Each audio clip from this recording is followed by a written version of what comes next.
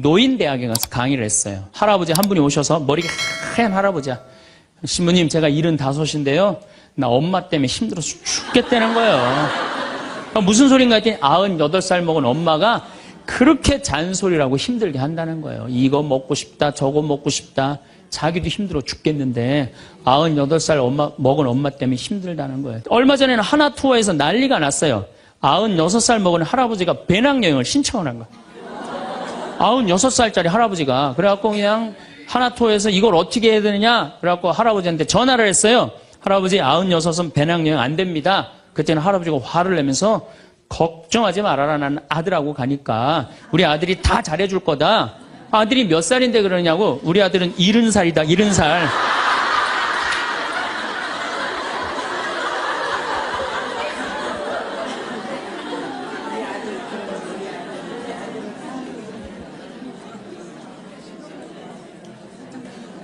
자, 여러분들 나는 그래도 늙어서 자식하고 삽니다. 난 너무너무 행복합니다. 그런 할머니는 정말로 정신없는 할머니예요. 나이 먹으면 눈두덩 쳐져요 안 쳐져요? 눈가 쳐져요 안 쳐져요? 볼 쳐지고 입술 쳐져요. 그럼 자식하고 사는 할머니 나는 저녁 먹고 화도 안 났어. 화도 안 나고 그냥 텔레비를 보고 있는데 어떻게 하고 보고 있느냐면 이러고 보고 있는 거예요. 이러고. 아들이 지나가다가 뭐가 화가 나는 일이 있어서 저러나.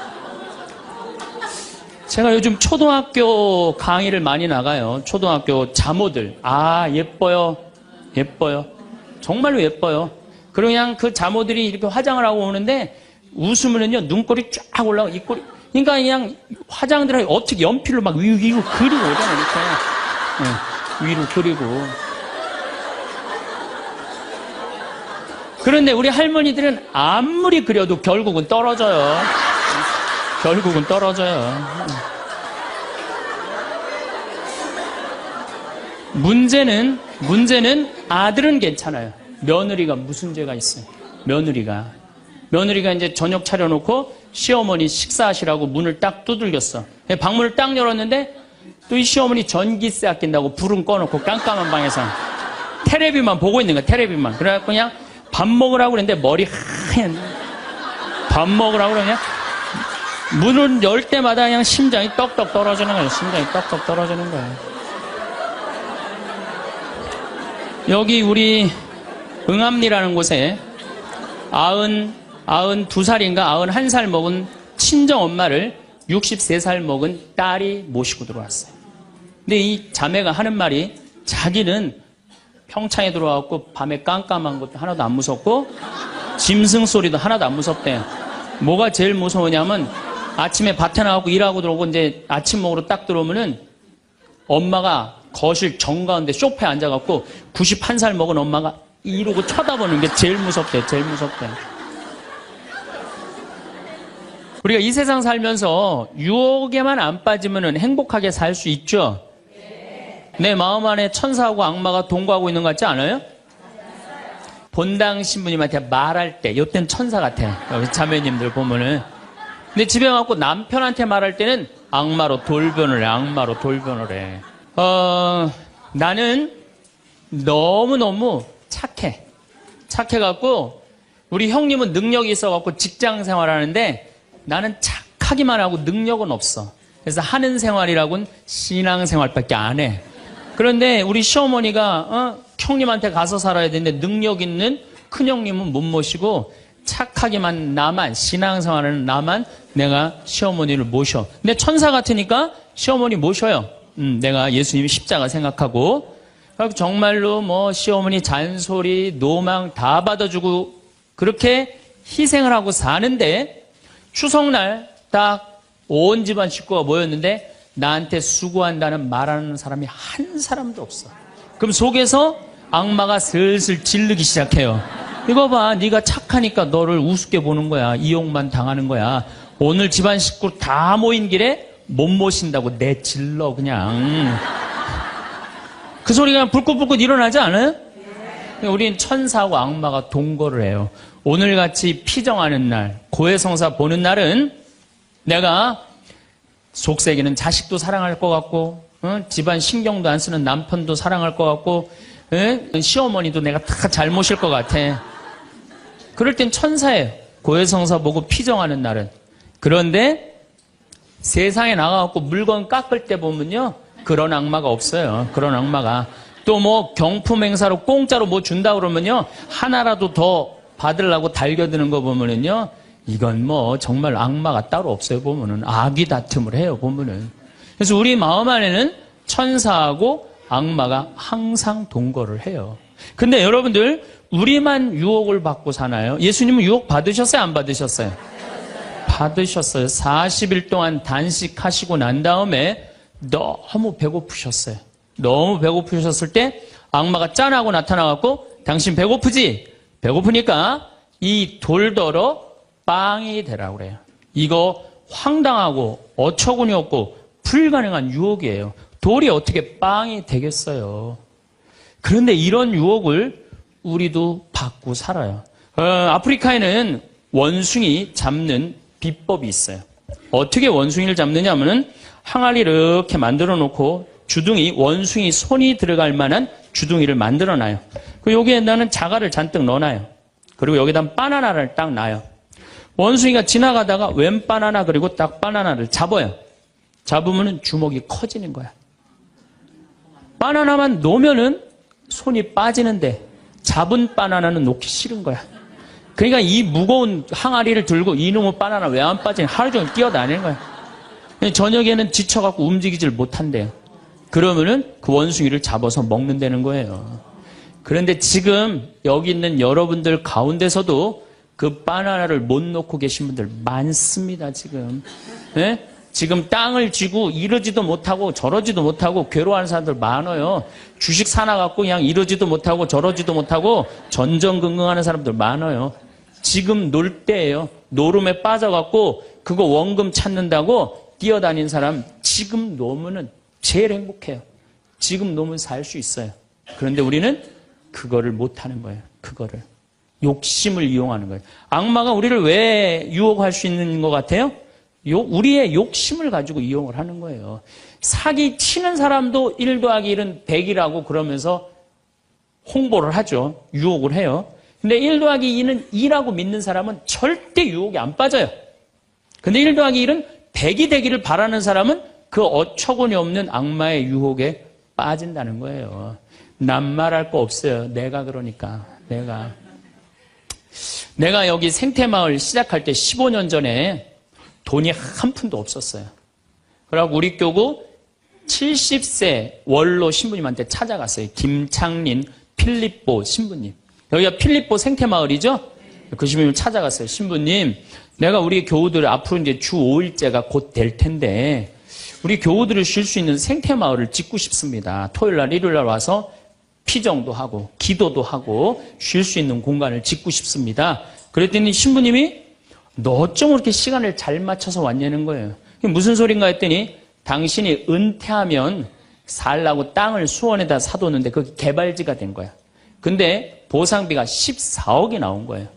근데 신부님이 그때 이런 말씀을 하시더라고요. 우리 신부들 은퇴하면 교구청에서 아파트 한 채 사주는데 내가 그 돈이 뭐가 필요하냐고. 너 그렇게 좋은 일에 쓴다니 내가 너한테 주마. 하루아침에 14억을 받았어요. 내가 이마에 돈복 이렇게 써있다니까요. 이제 그걸 가지고 이 생태마을을 꾸미려고 계획을 해보니까 이거는 뼈대밖에 못 올리겠더라고. 그래서 3개월 동안 전전긍긍을 하는데 신부님이 나를 다시 부르셨어요. 황 신부 와봐라. 너 그거 갖고는 그거 완성을 못하겠다. 내가 평생 북에서 넘어오셨거든요. 그래갖고 학비에 너무 고생을 하셔갖고 신학생들 장학금을 모은다고 10억을 모아두셨어요. 그 10억도 내가 귀양 너 투자하는 거 내가 너한테 해주마. 대신 나중에 네가 장학 수업은 이어서 해라. 내가 그 약속을 받고 신부님 또 10억을 또 주셨어요. 24억이 된 거야. 그랬더니 그때 그 본당 신부님이 13,000명 본당이 있었는데 교우들이 신부님이 이런 좋은 일에 한다니까 3억을 모아줬어요. 27억이 됐어. 완전히 돈벼락이 그냥 막 쏟아지는 거죠. 그랬더니 후배 신부들이, 우리 수원교구 후배 신부님들이 선배 최고 원로 신부님이 이런 사업에 한다니까 동참하겠다고 3억을 또 모아주셨어요. 그래갖고 30억이 돼갖고 이 생태 마을을 내가 진 거예요. 2년 만에. 어디 한번 모금 한번 안 다니고 그 신부님이 다 해주셨어요. 그래서 여기가 그 신부님 본명을 따서 필리포 생태 마을이 된 거예요. 아니 이렇게 30억을 해서 줘서 주셨으면은 내가 열심히 피정 지도하고 여기 또 우리 농토 많으니까 농사 열심히 져갖고 뭐 황토 성당도 짓고 황토 찜질방도 짓고 황토집도 하나하나 져나가면 되는데 하루아침에 30억이 생기니까 내가 확 미쳐버리더라고요. 내가 일해서 이 하나하나 개발할 생각은 안 하고 어디 돈 많은 과부 없나 이것만 찾으러 다니는 거예요. 돈 많은 과부 없나. 이 미친 거죠. 제가 보기에는. 그래갖고 1년을 돈 많은 사람만 찾아다녔어요. 그것도 33, 4살밖에 안 된 새파란 신부가. 얼마나 이거 황당한 일이에요. 나도 1 더하기 1은 100이라고 생각을 한 거죠. 근데 그렇게 1년을 따라다녔는데 이게 또 부자들이 특징이 있어요. 도와줄 것 같으면서도 안 도와주고 안 도와줄 것 같으면서도 도와줄 것 같이 말하고 미치겠더라고요. 내 마음 안에 평화가 하나도 없더라고요. 그런데 사도 바오로가 데살로니가 후서 3장 6절서부터 10절까지 내 머리를 한 대 때렸어요. 일하기 싫은 사람은 먹지도 말아라. 나는 교회에 주님의 말씀을 전하지만 성도들한테 피해를 주기 싫어서 밤낮으로 일을 했다. 금을 짜는 일을 했다 이거예요. 그래 내가 열심히 농사 짓고 된장, 간장, 고추장, 청국장 우리 콩 있으니까 여기 또 지역 주민들하고 콩 계약 재배하고 그렇게 하면 되지. 그래갖고 그때부터 벌써 14년 전이네요. 그때부터 된장, 간장, 고추장, 청국장, 김장 농약 안 친 걸로 김장하고 요즘은 또 청국장 가루 이거 아주 너무너무 좋아갖고 오늘도 벌써 2가마를 띄웠는데 다 팔렸어요. 그러니까 내가 이걸 한 첫 해는 판매액이 1억이었는데 작년에는 17억이에요. 너무 즐거운 거예요, 사는 게. 저 신부님 떼돈 버나 보다. 떼돈은 남지 않아요. 원료값이 너무너무 많기 때문에. 그렇지만은 내가 우리 교우들한테 농약 안 친 거, 먹을거리 제공해주고, 이 지역에 지금 3만 평 농약 안 치고, 농사 짓고, 여기 50명 주민들한테, 여기 주민들 지금부터 농한기거든요. 근데 여기 주민들은 지금 내년 2월 달까지, 메주 띄우고, 청국장, 생청국장, 청국장 가루, 한 30명이 와서 계속 일을 해요. 얼마나 좋아요. 이러면서 내가 행복하게 살면 되는데, 아니 내가 미쳐갖고 그냥 한 1년 동안 돌아다닐 땐 마음이 평화롭지가 않더라고요. 여러분들 남의 재물을 탐낼 때부터요. 그때부터 평화는 깨지는 거예요. 남의 재물을 탐낼 때부터. 여러분들 우리 고모가 하나 있어. 내 고모가 친척이 나라고 조카라고 나 하나밖에 없어. 근데 시집을 안 갔네 이 고모가.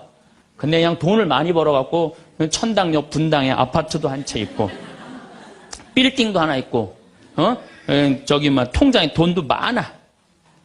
그럼 이 조카가 저 고모, 늙은 고모 죽으면은 저 재산이 누구한테 온다? 나한테 온다. 이 생각하는 순간부터 얘는 불행한 거예요. 고모 재물 탐내는 순간부터 얘는 불행한 거예요. 남의 재물을 탐내면 안 되는데 악마는 뭐라고 우리한테 유혹을 하느냐면 남의 재물을 탐내라고 유혹을 해요. 우리 어머니 아버지가 잘 살아. 저 재산 나한테 오겠지. 그때부터 얘는 일 안 해요. 딴 생각만 하는 거예요. 1 더하기 1은 2라고 생각 안 하고 1 더하기 1은 100이 된다고 생각을 하고 사는 거예요. 절대 평화롭지가 않아요. 또 여러분들 형제 중에 누가 잘 살아. 우리 형이 잘 살아. 누나가 잘 살아. 근데 내가 이번에 아이가 대학을 들어가. 나 등록금 좀 안 대주나. 이때부터 죄짓기 시작하는 거예요. 이때부터 미워하기 시작하는 거예요. 성당 질 때도 마찬가지예요. 성당 질 때도 내가 하느님 아버지 집을 줘. 그러면은 그 하느님 아버지 집 짓는데 내가 봉헌하면 되잖아. 근데 그냥 나는 봉헌할 생각 안 하고 우리 성당에 제일 부자가 저거 얼마 봉헌하나 이것만 기다리고 있는 거야. 근데 그냥 그 부자는 내가 보기엔 1억을 해도 되는데 500만 원밖에 안 했어. 그럼 뭐라고 그러냐면 예수님 말 틀린 거 하나도 없어.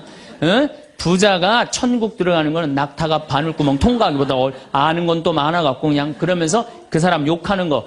제 생각엔 이래요. 그렇게 부자 헌금 얼마 내나 그거 쳐다보고 있는 것도 남의 재물 탐내는 거예요. 그 사람 마음에 평화 없어요. 내가 가지고 있는 것만 누구한테 봉헌하면 돼? 하느님한테 봉헌하면 되는 거예요. 우리가 이 돈에 대한 유혹, 이것 때문에 죄를 짓고 사는 거예요. 우리가 이 세상 살면서 제일 많이 받는 유혹이 뭐냐면 돈에 대한 유혹이야. 돈에 대한 유혹, 빵에 대한 유혹. 내가 30년 동안 60평생 살면서 돈을 3억을 모았어. 60살이 돼서. 그럼 이 돈 연금 잘 가입해 두면요, 한 달에 100만 원씩 죽을 때까지 써요. 90살까지. 근데 현찰 3억이 생기면은 악마가 유혹을 해요. 돈이 돈 번데 이거 펀드에다 갖다 맡기면 1년 만에 6억 만들어 줄게. 넘어가요. 이상하게 넘어가요. 아니 3억을 모으는데 30년이 걸렸다면은 이게 한 6억이 되려면 한 10년은 걸려야 되지 않아요? 근데 1년 만에 만들어준다 그러면 덜썩 맡겨요. 그랬더니 이자가 막 1,000만 원씩 나오는 거야. 이게 웬 노다지냐. 이거 확실하다. 부모 돈, 형제 돈, 친구 돈 싹 끌어다가 한 200억을 만들어주면은 악마는 들고 튈까요, 안 튈까요? 켜요.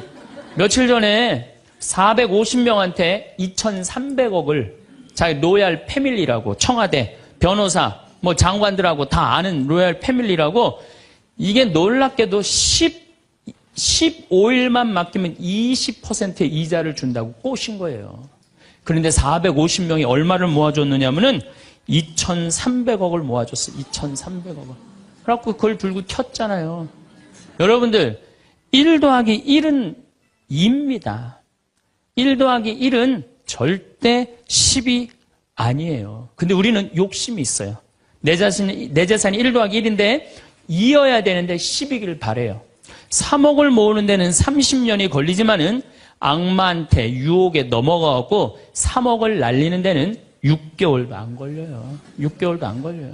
그리고 땅을 치고 통곡하는 사람들 전 정말로 많이 봤어요. 대한민국 1980년대 이후부터 땅 뛰었어요. 땅값. 그렇죠? 주식 뛰었어요.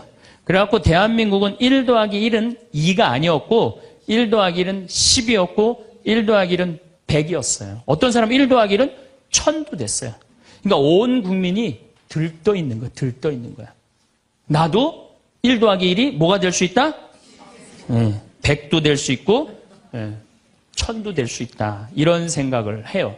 대표적인 게 뭐냐면 다단계야. 다단계. 내가 가정방문 다녀보면은요, 집에 샴푸 잔뜩 있는지 많아요. 비누 잔뜩 있는지 많아요. 뭐 한 거예요? 다 다단계예요. 어떻게 다단계? 당신 2사람만 데리고 와. 그러면 이 2사람이 또 데리고 와갖고 나중에 이거 전부 다 가지를 쳐갖고 나중에 떼돈 벌어. 그런데 다단계 하는 사람의 90%가 다 손해보고 나온다는 거예요. 다 1 더하기 1은 100이라고 믿는 사람들. 1 더하기 1은 10이라고 믿는 사람들이 이 유혹에 빠지는 거예요. 이 유혹에. 제가 10년 전에 능평이라는 성당에서 본당 신부를 했어요. 그런데 그 능평이라는 성당에 언덕을 넘어가면은 무슨 동네가 나오느냐면 천당역 분당이 나와요. 천당역 분당이 나와요. 얼마나 살기 좋으냐면은 거기는 전보산대가 하나도 없어요. 전부 다 지중매설이에요. 지중매설. 동네가 깨끗해요. 깨끗해. 그리고 도로는 한 20m, 30m 주도로는 조경을 하게 돼 있어요. 동네마다 율동공원, 중앙공원, 공원 있고. 그래서 정말로 살기 좋아요.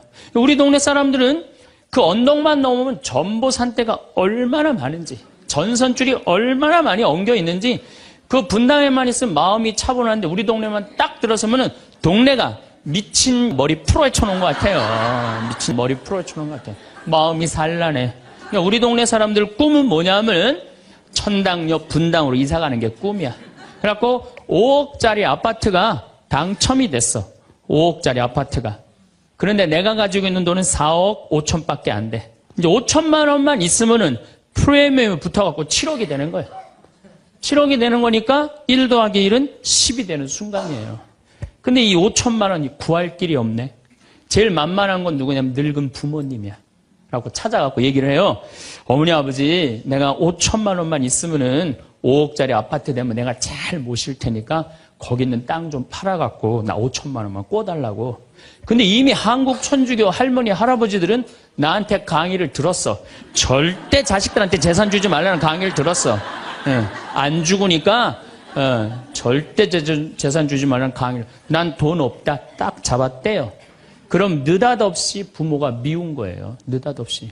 형제 친척한테 꿔달라고 그랬더니 형제 친척도 아무도 꿔주는 사람이 없는 거야. 다 미운 거예요. 예수님은 서로 사랑하라고 그랬는데 악마는 뭐라고 그래? 이거 봐. 너 세상 너 옆에 있는 사람 아무도 없어. 다 미워해. 이 유혹에 빠지는 거예요. 악마의 유혹에 빠지는 거예요. 근데 마음 하나만 바꾸면 얼마나 행복한지 몰라요. 우리 능평은 뭐 조금 전선줄 있다 하더라도 경치 좋고 공기 맑아요. 아주 좋아요. 그리고 분당에서 살려면은요, 거기에 수준 맞추려면요, 피곤해서 못 살아요. 근데 능평은 32평 아파트가 2억 5천이야. 2억 5천이니까, 이 2억 5천짜리 아파트 사고 얼마가 남아요? 2억이 남아요. 이거 갖고 맛있는 것도 사먹고, 여행도 다니고, 어려운 사람도 도와주고, 얼마나 좋아요. 근데 우리 인간은 이걸 못해요. 내가 가만히 보면은요, 9개 가진 사람은 10개를 채우려고 이 하나만 더 모으면 10개가 돼. 9개 쓸 생각을 못하고 이거 10개 채운다고 하나 모으다가 죽는 사람들 많이 봤어요, 나. 99개 가진 사람은 100개 채우려고 어떻게? 이 하나를 더 모으려고 99개 쓰지도 못하고 죽는 사람들 많이 봤어요, 저는. 여러분들은 어떠세요? 재산이라는 게 뭔지 아세요? 여러분들 재산이라는 건요, 내가 쓴 것만 내 재산이에요. 내가 쓴 것만. 내가 안 쓴 건 내 재산 아니에요. 다시 말해서 내가 100억을 모으기 위해서 나 그지같이 70평생을 살았어. 이 사람은 거지로 산 거예요. 이 사람 거지로 산 거예요. 네. 그런데 내가 모은 거 갖고 정말로 알뜰하게 뭐 여행도 다니고 맛있는 것도 먹으러 다니고 뭐 즐겁게 살았어. 이 사람은 재산 제대로 쓴 사람이에요. 그 다음에 죽을 때 그래도 이 종교기관에 기부나 하고 이런다면은 다행인 사람이에요. 근데 그냥 재산 그냥 이 100억을 주체를 못하는 사람들, 그러다가 죽는 사람들, 루카복음 12장에요. 부자가요, 엄청난 풍년을 맞이해요.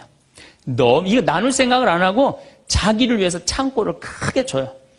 그리고 영혼한테 얘기해. 너 이제 편안하게 살아라. 그러니까 하느님이 뭐라 그래요? 이 어리석은 자야, 오늘 밤이 네 영혼이 떠나는 날이다. 너한테는 그렇게 잘 쓰면서 하느님한테 인색한 자의 끝이 이렇다. 재물을 어디다 쌓아둬라? 하늘에 쌓아둬라. 제가 제일 열받을 때가 언제냐면은 97년, 98년 IMF 터졌을 때. 이때 막 우리 교우들 20억, 30억 막 날렸어요. 그래서 술이 그냥 떡이 돼갖고 와서 나한테 뭐라 그러냐면, 신부님, 이렇게 허무하게 날아갈 줄 알았으면 신축금이라도 많이 낼 걸 그랬다. 제일 열받을 때. 그럴 줄 알았으면 미리 해지. 왜 날리고 와서 나한테 그래. 열심히 산 사람들이 실패하고 울면은 동정이 가는데요. 땅 투기하다가, 주식 투자하다가, 노름하다가, 이거 재산 날리고 와서 눈물 흘리고, 자기 고통스럽다고 얘기하는 사람한테는요, 동정이 안 가요. 열심히 살다가 실패한 사람한테는 정말로 동정이 가는데, 주식 투자하다 돈 다 날리는 사람들 동정이 안 가요. 여러분들, 주식 투자를 하려면은요, 재산 우리 95% 투자자들이 다 실패해요. 왜 그런 줄 아세요? 1년 만에 샀다 팔았다 그래요. 워렌 버핏이라는 사람은 미국 최고의 부자예요. 지금 60년 동안 거의 주식을 했는데 610억 달러를 벌었어요. 주식으로만. 근데 그 사람은 한번 주식을 사면은 최소한 5년, 10년, 20년까지 그냥 쥐고 있는 거예요. 그러니까 돈을 버는 거야. 근데 우리는 그냥 얼마 전에 잠깐 무슨 경제 방송을 보니까 3개월 만에 15% 내는 수익 방법, 그런 건 없어요. 1 더하기 1은 2지 1 더하기 1은 10이 절대 아니에요. 근데 우리는 그렇게 착각하고 사는 거예요. 그런 기대 속에서. 그런데 유혹 중에 제일 무서운 유혹이 뭔지 아세요? 여러분들 돈 왜 벌어요? 자식 욕심 때문에 버는 거예요. 자식 때문에 여러분들 돈 버는 거예요. 자식 때문에. 아메리카의 인디안들은 자식이 태어나면 어디다 봉헌하냐면 별한테 봉헌한다고 그래요. 우리 아이 추억 많게 해달라고. 요즘 어제 그제 여기 별 정말 미치도록 많아요. 밤하늘에 별똥별이 2만 개가 떨어져. 2만 개. 지난번에 우리 수녀님도 한 20분 오셨을 때 내가 여기 마루 위에 강 위에다 마루를 깔아놨어요. 그 위에다 밤에 침낭을 하나씩 다 드려요. 그럼 누워갖고 별을 보는데 별똥별이 1시간 동안 10개가 떨어졌대. 10개가. 수녀님들이 너무 행복하다는 거야. 이 별을 보고 행복한 추억을 가지고 살았으면 좋겠는데 우리나라 엄마들은 그런 생각 안 해요. 인디언들은 별 보면서 우리 아이 행복한 추억이 많았으면 좋겠다. 그리고 들판에 봉헌한대요. 우리 아이 건강하게 뛰어놀게 해달라고. 그 다음에 태양에 봉헌한대요. 우리 아이 아주 씩씩하고 건강하게 잘 자라게 해달라고. 근데 대한민국 엄마들은 애가 태어나면 어디다 봉헌하냐면 학원에 봉헌해. 학원에. 우리 아이 어디 들어가게 해달라고? 서울대학 들어가게 해달라고. 서울대학 들어가게 해달라고. 그래갖고 임신을 하면은 이거 굉장히 중요한 거예요. 임신을 하면은 하느님 나한테 생명을 주셔서 감사합니다. 이 아이가 하느님 이 세상에 태어나서 행복하게 살았으면 좋겠습니다. 이렇게 생각하는 엄마가 하나도 없다는 거예요. 임신을 딱 하는 순간 무슨 생각을 하냐면 내 뱃속에 서울대학 C가 들어왔다고 생각을 하는 C가.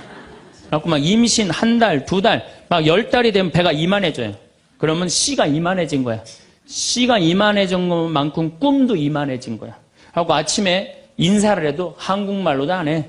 영어로 하는 거야. How are you today, my baby? Good morning. 막 영어로 하는 거야. 마음 급한 엄마들이. 네. 그래갖고 애가 엄마의 태를 열고 세상에 나왔어. 세상이 얼마나 예뻐요. 하늘도 예쁘고 별도 예쁘고 달도 예쁘고 단풍도 예쁘고. 근데 그냥 이 아이가 그냥 그 창문을 통해서 세상을 보려고 했더니 마음 급한 엄마는 너 그거 볼 시간이 어디 있어. 온 집안을 도배를 다 해놔요. 아니 집안만 도배해 놓으면 되지 창문에다가도 도배를 해놔요. 한쪽에는 그냥 가나다라 마바 차타 갖다 붙여놓고 반대쪽에는 ABCD. 누워서 모빌이 돌아가는데 막 기역 니은 디귿 리을이 막 돌아가는. 태어났는데 이 세상에 태어났더니 막 어디에 가려? 글자에 가려갖고 세상 구경을 못하는 거예요. 그래갖고 애가 1살, 2살쯤 돼갖고 엄마, 아빠 이렇게 말을 하기 시작해요. 그러면은요 엄마들은 흥분하는 거예요. 드디어 우리 집에 천재 태어났다. 그래갖고 온 동네 다니면서 우리 애가 천재라고 막 자랑을 해요. 그 우유를 먹여도 무슨 우유만 먹이냐면 아인슈타인 우유만 먹이는 거. 아인슈타인 우유만. 네, 네. 천재니까 아인슈타인 우유만 먹어요. 엄마 아빠 그러면은 드디어 됐어. 너 다음 단계로 넘어가자. 1 더하기 1은 뭐냐? 이거 넘어가는 거야. 수학으로 넘어가는 거야. 이렇게 글자하고 숫자에 갇혀 사는 애는요 영혼이 망가진대요. 1살서부터 5살 때까지는요 엄마라고 애가 한 번 말하는데 10,000번을 연습을 해야 된대요. 아빠라고 말하는 데는 20,000번을 연습을 해야 된다고 그래요. 애가 엄마 아빠 그러면은 엄마 아빠들은 고마워해줘야 돼. 너무 고맙다 엄마라고 불러줘서 손가락 깨물고 배에다 바람 넣어주고 발가락 그냥 뽀뽀해줘가면서 아빠는 목마 태워주고 비행기 태워주고 막 축제같이. 그러면은 이렇게 부모님이 엄마 아빠가 끌어안아주고 뽀뽀해주고 스킨십을 해주는 애들은 이런 생각을 한대요. 이거 봐라 세상은 한번 살아볼 만한 데네. 저렇게 엄마라고 말 한마디 했는데 저렇게 좋아하고 감격을 하네. 그런데 1살서부터 5살 때까지 엄마 아빠 그랬더니 다음 단계 1 더하기 1은 뭐야? 이거 넘어가는 애들은요 나중에 커서 컴퓨터 중독, 알코올 중독, 그 다음에 사춘기 때 무표정, 무반응, 무감동. 여러분들 자녀들 중에 사춘기 갖고 엄마 막 이렇게 쳐다보고 있는 애들 봐요 안 봐요? 걔네들은 사춘기라 그런 게 아니야. 언제 망가뜨려 놓은 거냐면 1살서부터 5살 때까지 망가뜨려 놓은 거예요. 영혼을 망가뜨려 놓은 거예요. 프레벨이나 썸머힐이나 삐아제나 몬테소리 같은 유아 교육학자들이 말을 하기를 1살서부터 5살 때까지는 숫자나 언어를 인지하는 좌뇌가 발달하지 않는다고 그래요. 6살 때부터 좌뇌가 발달한다고 그래요. 근데 우리나라의 95%의 엄마들이 영세 교육을 해요. 태어나자마자부터 교육을 해요. 교육비 얼마? 350만 원짜리 교육비를 들여서 전부 다 350만 원 애한테 그냥 영세 교육을 시키는 거예요. 우리나라 청소년의 95%는 이미 1살서부터 5살 때까지 영혼이 망가져 버린 거예요. 그래갖고 그냥 5살 때 돼갖고 그냥 텔레비에 나오는 글자 모르는 글자가 없어. 5년 동안 공부했으니 애가 모를 리가 있어요. 모르는 글자가 없어. 그냥 쫙쫙 읽어대. 그러면 나한테 데리고 와요. 신부님 우리 애가 천재인가 보라고. 왜요? 텔레비에 나오는 글자 모르는 글자가 없어요. 안수기도 해달라는 거. 그래갖고 천재인 줄 알고 초등학교에 넣어놨더니 40명 중에 20등 해갖고 오는 거야. 받아쓰기 100점 중에 50점 받아오고. 그러면은 여러분들 자녀들이 5살 때 여러분들이 뭐라고 얘기를 하냐면 우리 아들 대통령 될 거라고, 우리 아들 의사 될 거라고, 변호사 될 거라고, 판검사 될 거라고. 그게 여러분들 행복한 외침이라고 생각하세요? 그게 여러분들을 불행하게 만드는 거예요. 그냥 내 아이가 생긴 대로 네가 하고 싶은 건 나중에 해라. 이런 사람은요 실망하지 않아요. 근데 막 5살 때 꿈에 부풀어 있는 거야. 대통령 될 거다, 판검사, 뭐 변호사 될 거다. 그랬는데 그냥 초등학교 딱 들어갔는데 40명 중에 20등 딱 해갖고 오고 100점 중에 50점 받아오면 이때부터 실망하기 시작하는 거야. 근데 문제는 얘는 이걸 받고 괴로워하지 않아요. 되게 공부 못하는 애들이요 성격이 느긋한 애들이 공부를 못해요. 내일 시험인데도 아무 근심 걱정 없이 막 놀이터에서 막 노는 애들, 걔네들이 공부 못하는 거거든요.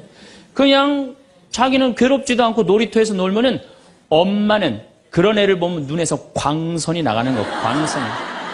분노의 광선이 나가는 거야. 저거 받고 저렇게 논다고 말을 안 들어. 그냥 계속 40명 중에 20등 해갖고 오는 거야. 그러면 엄마는 슬프지만 괴롭지만 힘든 결정을 다시 한번 해요. 우유를 아인슈타인 우유에서 서울 우유로 바꿔요. 서울 우유로.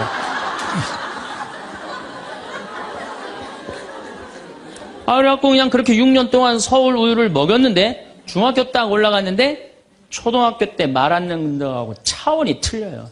중학교 때 컴퓨터 게임에 빠지면은요 미쳐요. 엄마하고 밥 먹으러 나가도 그냥 핸드폰으로라도 해요, 애들이. 그냥 그거 보고 있으면 속에서 불 나요, 안 나요? 속에서 불이 나죠. 근데 걔는요 그렇게 될 수밖에 없는 성장 과정이 있는 거예요. 그래갖고 막 학원을 막 땡땡이를 까는 거야. 초등학교 때는 때리면 울면서 갔는데 중학교 때는 간다고 가요, 일단. 그러고 난 다음에 지가 알아서 컴퓨터 게임방에서 게임하고 놀고 밤 10시에 학원 다녀왔다고 거짓말 하는 거야. 그러니 안 그래도 꼴배기 싫은데 그냥 불이 나는 거야. 그냥. 이미 학원에서 전화 받은 내가 안 왔다고. 그럼 어디서 거짓말 하느냐고. 때리려고 그러는데 이게 너무 커갖고 손이 닿아요, 안 닿아요? 안 닿아요. 애는요 엄마가 때리려고 하면 힘도 안 들여. 왜 이러냐고. 고개만 젖히면 그냥 막 날아가는 거야. 고개만 젖히면 손이 닿지도 않아. 그러면 또 멱살을 끌어내려갖고 그냥 어제 엄마 때리는데 피하느냐고 그러면은 그때서 아이가 엄마 손을 딱 잡고 흰 눈동자 95%, 까만 눈동자 5%, 엄마보다 눈을 더 뒤집어 확 뒤집어. 왜 이러냐고. 나 좀 제발 놔두라. 나 공부하는 거 지겹다고. 엄마를 확 밀쳐내요. 그럼 엄마는 그냥 마룻바닥에 확 널브러지면서 마룻바닥을 움켜쥐고 너무 슬프지만은 힘든 결정을 다시 한번 해요. 우유를 서울 우유에서 연세 우유로 바꿔요. 연세 우유로. 네. 연세 우유로 이제 바꿔갖고 그냥 먹었는데, 고등학교 올라갔는데, 이거는 뭐 내가 보기에는 여러분들 중학교 때는요, 애가 말도 못하고 반항을 하는데 고등학교 때는 차원이 틀려요. 어떻게 틀리냐면 엄마 아빠는 뭘 잘 살아서 나한테 잘 살라고 그러느냐고. 당신들이 나한테 해준 게 뭐 있느냐고. 말도 못하는 거예요. 이때는 어떤 상황에 들어가느냐면 동네 자랑도 못해. 친척한테 아무 자랑도 못해. 조금만 있으면 이제 대학 금방 탈로가 나게 생겼는데 5살 6살 땐 대통령이다 천재다 뭐 생 난리를 하고 돌아다녔는데 고등학교 땐 완전히 소가리를 하는 거예요. 완전히 소가리를 하는 거예요. 그리고 말도 못하는 게 한마디 하면 아들이 그냥 주먹으로 그냥 문치면 문이 뻥뻥 뚫리니까 무서워서 말도 못하는 거예요. 그러면 그냥 동네에도 말 못하고 그냥 집에서도 말 못하고 엄마만 속병이 드는 거예요. 너무 슬프지만은 아무도 모르게 힘든 결정을 다시 한번 해요. 우유를 연세우유에서 건국우유로 바꿔요.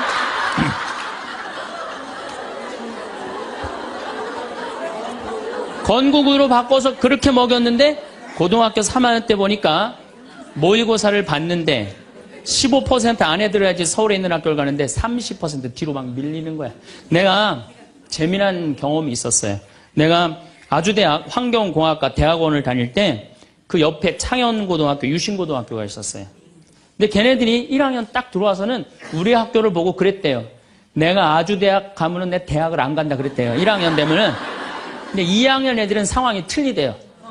아주대학도 괜찮은데 이런데 2학년 되면. 근데 3학년이 된 애들은 그 창현고등학교, 유신고등학교 애들은 3학년 되면 제발 아주대학만이라도.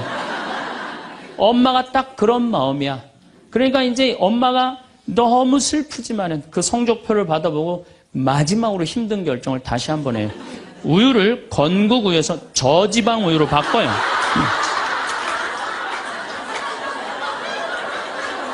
저지방 우유로 바뀌는. 그래갖고 그냥 제발 지방대학은 가지 말라고. 그래갖고 그냥 지방대학 그렇게 가지 말라고 저지방 우유를 먹었는데 애가 결국은 지방대학을 갔어. 이때부터 자식이 미운 거예요. 자, 여러분도 한번 생각을 해봐요. 그 소중한 자식 태어났는데 처음부터 네 생긴 대로 살아라 그랬으면 20년 동안 사랑이 쌓였을 거예요. 근데 처음부터 자기가 먼저 대통령, 판검사 목표 설정해놓고 애가 따르지 않는다고 애를 미워한다.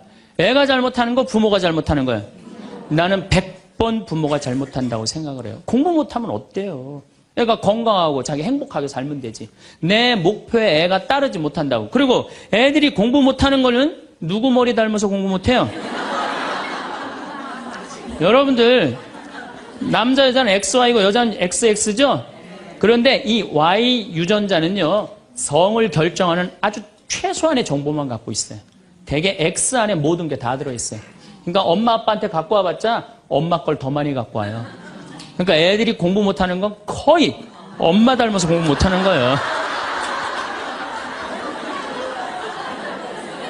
아니 그러면은 애가 공부 못하면 자기 머리를 떨어야지 왜 애를 괴롭혀요?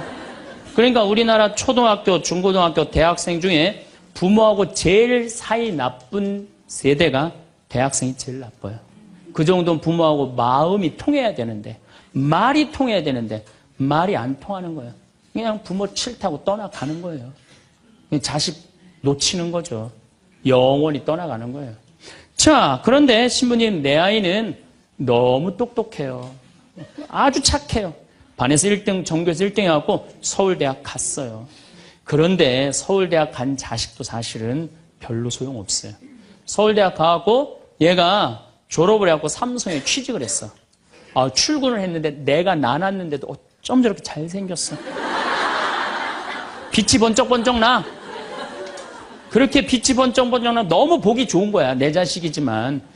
그런 자식일수록요 잘하는데 아무런 도움도 주지 않은 나보다 훨씬 예쁘고 훨씬 젊은 여우 같은 며느리가 나타나서 낚아채 가는 거예요. 그날로 끝나는 거예요. 그날로. 여러분들 옛날에는 부모 자식이 끈끈했어요. 왜 옛날에는 부모 자식이 끈끈했느냐면 평균 연령이 46세였을 때 100년 전만 해도 46세까지 밖에 못 살았어요. 20살에 결혼해갖고 내 나이가 40이 되면은 자식은, 큰아들은 나를 40 먹은 나를 몇 년만 모시면 되냐면 6년만 모시면 돼. 6년. 모실만해? 안 모실만해? 부모 6년 모시는 거 모실만해요. 그런데 부모가 46에 돌아가셨어. 그럼 내 효도 더 받아 먹으라고 3년 심효살이를 했어요. 산소 옆에 초막을 져서. 근데 만약에 40살 난 부모님이 돌아가시려고 그러면요 20살 난 자식이 손가락 깨물어서 단지해줬어. 입에다가. 죽지 말라고. 옛날에 만약에 부모님이 돌아가려고 그러는데 손가락 끊어갖고 단지를 안 하는 동네에서 자식 있으면 동네에서 손가락질했어요. 저 자식 부모 돌아가려고 그러는데 손가락도 안 끄는 놈이라고. 옛날에는요 자식들이 부모한테 애절했어요. 그런데 애절한 이유가 부모의 은혜가 고마워서 그걸 효도를 하려고? 전혀 이유는 다른 데 있어요.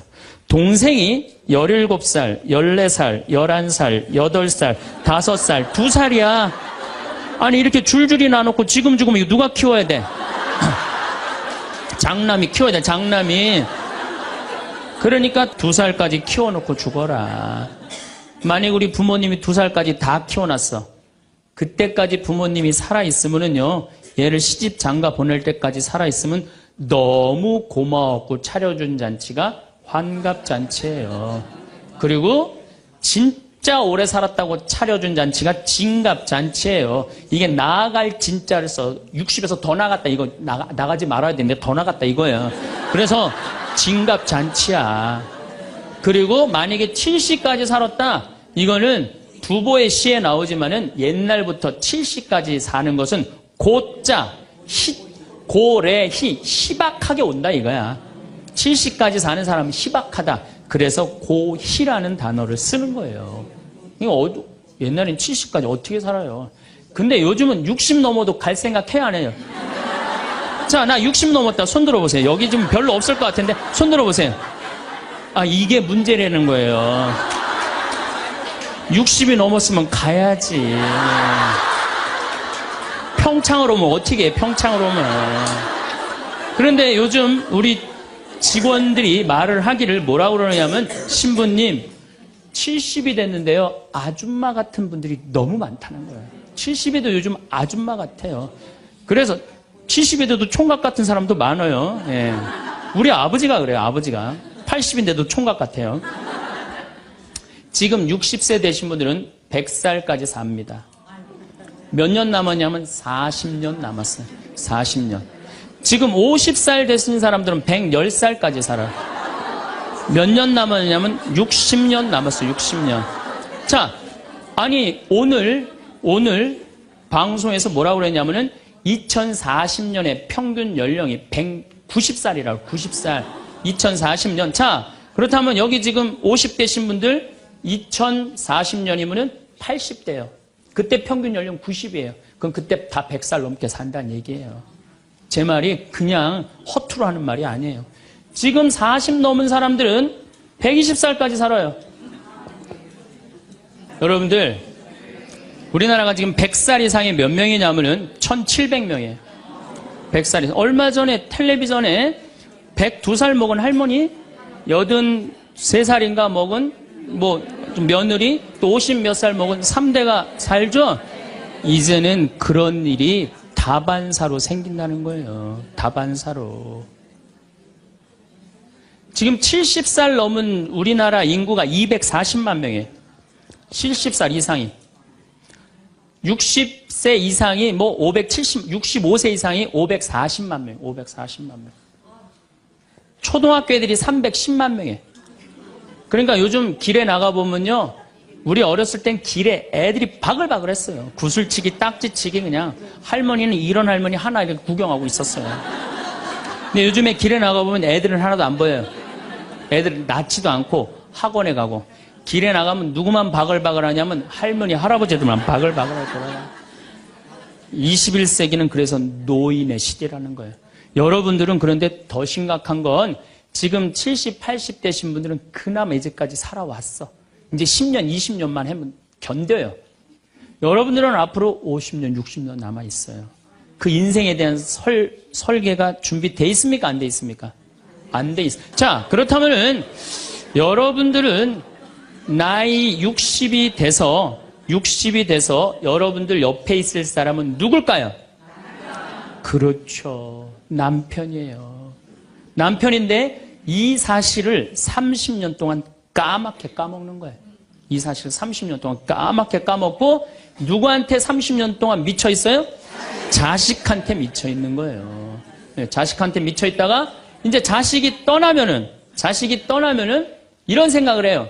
나는 그동안 자식 키우느냐고 애썼으니까 이제는 찜질방도 가고 평창 생태마을 피정도 좀 가고 성주순례도 가고 내가 편안하게 살으리라 이런 생각을 하는데 전혀 예상치 못한 일이 벌어져요. 남자는 무슨 생각을 하냐면 30년 동안 떠돌아다니다가 귀소 본능이 생겨요. 이제는 마누라한테 돌아가리라 이런 마음이 들어요. 여자는 이제 편안하게 살려고 그러는데 남자는 귀소 본능이 생기는 거예요. 이때부터 부부 사이에 갈등이 생기는 거예요. 이때부터 전혀 부부의 사랑을 생각하지 못하고 자식한테만 미쳐있고 남자는 바깥에만 미쳐있다가 60에 딱 만나갖고 젊었을 때는 그렇게 맛있는 거 차려놓고 여보 일찍 들어와 그래도 안 들어오더니 이제 60 넘어서 굳이 집에 안 들어와도 되는데 때 따라 철 따라 찾아 들어오면 신경질이 나요 안 나요? 여러분들 며칠 전에 할머니들이 72%가 할머니들이 할아버지 뒷바라지하기 싫다고 그랬잖아요. 나왔죠? 그러니까 이게 심각한 문제예요. 사람이 살아가면서 언젠가 한 번쯤은 이런 느낌을 받습니다. 손에 무언가를 잔뜩 쥐고 있는데도 왠지 마음 한구석이 허전하다는 그 묘한 감각 말입니다. 분명히 갖고 싶던 것을 얻었고 바라던 것들이 하나둘 채워졌는데 그런데도 마음은 좀처럼 편해지지 않습니다. 오히려 더 가져야 할 것 같고 더 채워야 안심이 될 것 같은 느낌이 사라지지 않습니다. 그래서 사람들은 또다시 다음 것을 향해 손을 뻗습니다. 그것이 무엇인지 정확히 알지 못하면서도 지금보다 조금만 더 있으면 괜찮아질 것이라는 막연한 믿음을 붙들고서 말입니다. 그런데 곰곰이 생각해보면 그 믿음이 실제로 이루어진 적이 얼마나 있었을까 싶습니다. 더 가졌을 때 진짜로 마음이 가벼워졌던 적이 있었는지, 더 채웠을 때 비로소 안도감이 찾아왔던 적이 있었는지 되짚어보면 선뜻 그렇다고 대답하기가 어렵습니다. 무언가를 손에 넣으면 잠깐은 흡족합니다. 그러나 그 흡족함은 오래가지 않습니다. 이내 익숙해지고, 이내 당연해지고, 이내 더 큰 것을 향한 눈길이 시작됩니다. 사람의 마음이란 참 그런 것이어서 채워지는 만큼 또 새로운 빈자리를 만들어냅니다. 그래서 더 가지는 것만으로는 그 허전함이 채워지지 않습니다. 무엇을 얼마나 더 쌓아 올려도 마음 깊은 곳에 있는 그 빈자리는 좀처럼 메워지지 않습니다. 이것은 여러분이 유독 욕심이 많아서가 아닙니다. 사람이라면 누구나 지닌 본래의 마음 구조 같은 것입니다. 더 나아지고 싶고, 더 안전해지고 싶고, 더 단단한 자리에 있고 싶은 마음. 그것은 삶을 이어가게 하는 힘이기도 하니까요. 문제는 그 마음이 아닙니다. 그 마음이 방향을 잃고 무조건 더 가지는 것만이 해답이라고 굳게 믿어버릴 때 생기는 일들이 문제입니다. 더 가지면 편해질 것이라는 믿음이 삶 전체를 이끌어가기 시작할 때 사람은 지금 이 자리에서 누릴 수 있는 것들을 자꾸만 놓치게 됩니다. 눈앞에 있는 것들을 보지 못한 채 늘 다음 것만을 향해 달려가게 됩니다. 손에 쥔 것이 많아질수록 이상하게도 마음은 무거워집니다. 가진 것이 늘어날수록 그것을 잃을까 봐 두려운 마음도 함께 커지기 때문입니다. 넉넉해질수록 오히려 불안이 깊어지는 이 역설은 살아오면서 어느 순간 분명히 느껴본 적이 있을 것입니다. 지켜야 할 것이 많아지면 긴장이 사라지지 않습니다. 조금만 흔들려도 쉽게 불안해지고 작은 변화에도 마음이 크게 요동칩니다. 그렇게 가진 것이 많아질수록 삶은 오히려 더 좁아지는 느낌이 듭니다. 여유롭고자 가졌는데 가진 것 때문에 오히려 더 여유를 잃게 되는 아이러니가 그 안에 있습니다.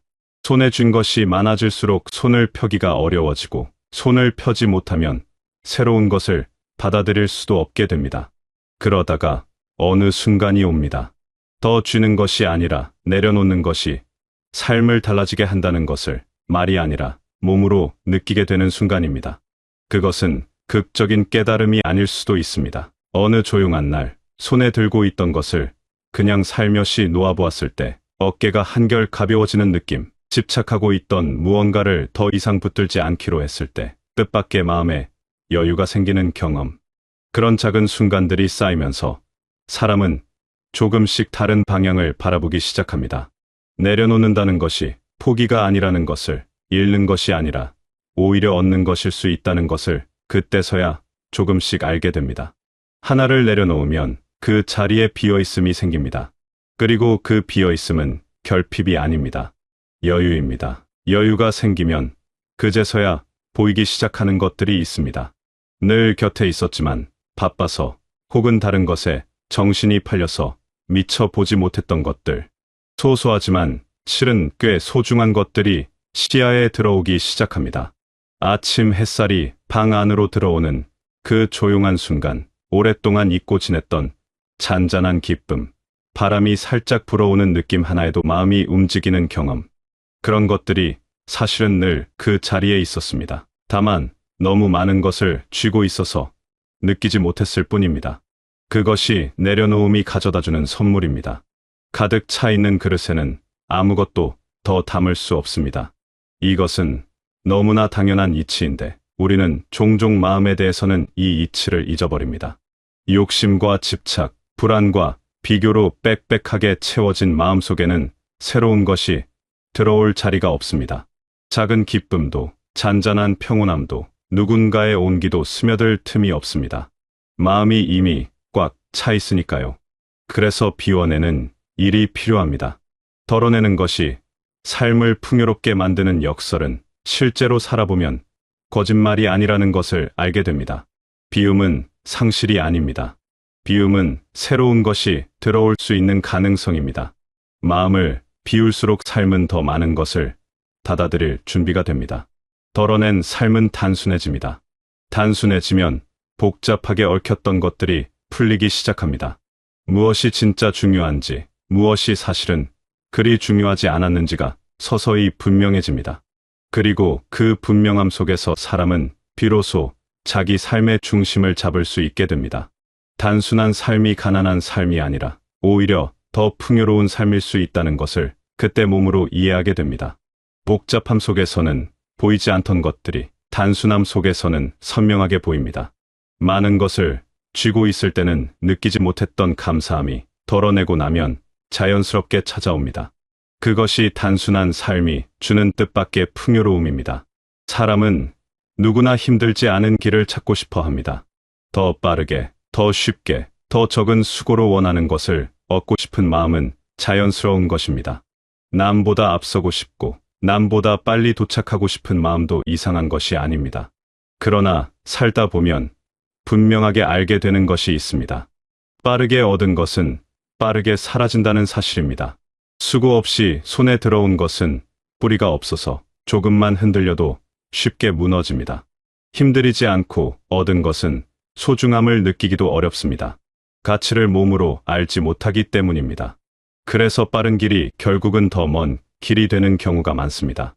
반면에 스스로 한 걸음씩 쌓아온 것들은 다릅니다. 눈에 잘 띄지도 않고 드러나지도 않고 남들이 알아봐 주지 않아도 그렇게 차곡차곡 쌓인 것들은 쉽게 흔들리지 않습니다. 폭풍이 와도 쓰러지지 않는 나무는 뿌리가 깊기 때문입니다. 사람도 마찬가지입니다. 화려하게 보이는 것이 아니라 보이지 않는 곳에서 얼마나 성실하게 살아왔는지가 그 사람의 깊이를 만들어냅니다. 그리고 그 깊이는 삶이 흔들릴 때 비로소 그 진가를 드러냅니다. 어려운 일이 닥쳤을 때, 예상치 못한 일이 생겼을 때 그 사람이 쌓아온 것들이 조용히 그를 붙잡아 줍니다. 눈에 보이지 않던 그 뿌리가 흔들리지 않게 해줍니다. 묵묵히 이어온 하루들은 특별해 보이지 않습니다. 어제와 다를 것 없는 오늘이고 오늘과 다를 것 없는 내일처럼 느껴집니다. 그러나 그렇게 쌓인 평범한 날들이 결국 한 사람의 삶을 이루고 한 사람의 성격을 만들고 한 사람의 품을 빚어냅니다. 성실하게 살아온 시간은 결코 사라지지 않습니다. 당장은 보이지 않아도 그것은 조용히 삶 안에 스며들어 든든한 토대가 됩니다. 그래서 성실함은 눈에 띄지 않아도 가장 확실한 자산입니다. 화려한 순간 하나보다 꾸준히 이어온 평범한 날들의 무게가 결국 더 크다는 것을 시간이 지나면 알게 됩니다. 삶이 특히 힘겹게 느껴지는 순간이 언제인지 돌아보면 대개 밖을 너무 오래 바라볼 때입니다. 저 사람은 얼마나 가졌을까? 저 사람은 어떻게 살고 있을까? 저 사람의 속도는 왜 저렇게 빠를까? 그런 시선이 길어질수록 마음은 점점 어수선해집니다. 비교는 끝이 없습니다. 위를 보면 한없이 위가 있고 옆을 보면 늘 다른 기준이 생깁니다. 그 끝없는 비교 속에 오래 머물다 보면 어느새 자신의 삶이 초라하게 느껴지고 지금까지 살아온 것들이 보잘것없어 보이기 시작합니다. 그런데 사실 그것은 사실이 아닙니다. 비교의 시선이 만들어낸 착각입니다. 다른 사람과 나는 애초에 같은 자리에서 출발한 것이 아니고 같은 방향을 향해 가고 있는 것도 아닙니다. 그러니 비교 자체가 처음부터 맞지 않는 잣대입니다. 그런데 시선을 거두고 다시 자신의 자리로 돌아오면 신기하게도 보이기 시작하는 것들이 있습니다. 그동안 스스로 쌓아온 것들, 버텨온 시간들, 지켜온 것들이 눈에 들어옵니다. 남과 비교할 때는 전혀 보이지 않던 것들이 자신만의 자리에 조용히 서면 비로소 보입니다. 그리고 그 순간 사실 꽤 많은 것을 살아왔다는 것이 꽤 많은 것을 이루어왔다는 것이 느껴집니다. 남의 속도가 아닌 자신의 속도로, 남의 기준이 아닌 자신의 방식으로 살아온 그 시간들이 얼마나 값진 것인지를 그때 비로소 알게 됩니다. 결국 삶의 방향은 바깥에서 정해지지 않습니다. 얼마나 가졌는지, 어디에 있는지, 남들 눈에 어떻게 보이는지가 삶의 질을 결정하지 않습니다. 같은 상황에 있어도 어떤 사람은 늘 불안하고 어떤 사람은 잔잔한 평온함 속에 있습니다. 그 차이는 바깥의 조건이 아니라 안에서 어떻게 받아들이고 있는지에서 옵니다. 삶을 어떻게 바라보는가, 지금 이 자리에서 무엇을 느끼는가, 주어진 것을 어떤 마음으로 안고 가는가. 그것이 삶의 색깔을 결정합니다. 똑같은 하루를 살아도 어떤 마음으로 그 하루를 맞이하느냐에 따라 삶은 전혀 다른 모습이 됩니다. 그래서 삶은 결국 안에서 결정됩니다. 욕심을 조금 덜어내면 삶이 단순해집니다. 지금 해야 할 것에 집중하면 복잡하게 얽혔던 생각들이 정리됩니다. 비교를 내려놓으면 자신의 삶이 또렷해집니다. 이 세 가지가 함께 이루어질 때 삶은 놀라울 만큼 가벼워집니다. 무겁게만 느껴졌던 하루가 어느 순간 견딜만해지고 막막하게만 보였던 앞길이 조금씩 선명해집니다. 그렇게 단순해진 삶 속에서 무엇이 진짜 중요한지가 비로소 분명하게 보입니다. 그리고 그 분명함이 생기면 더 이상 흔들릴 이유가 없어집니다. 중심이 잡힌 삶은 바람이 와도 크게 흔들리지 않습니다.